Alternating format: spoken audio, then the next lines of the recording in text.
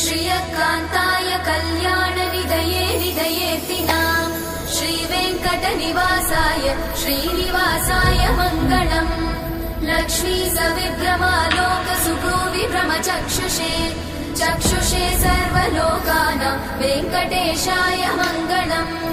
श्रीवेङ्कटाद्रिशृङ्गाग्रमङ्गलाभरणाङ्ग्रये मङ्गलानां निवासाय श्रीनिवासाय मङ्गलम्।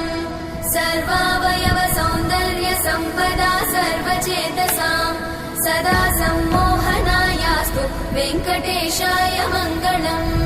नित्याय निरवध्याय सत्यानन्दचिदात्मने सर्वान्तरात्मने श्रीमद् वेङ्कटेशाय मङ्गलम्।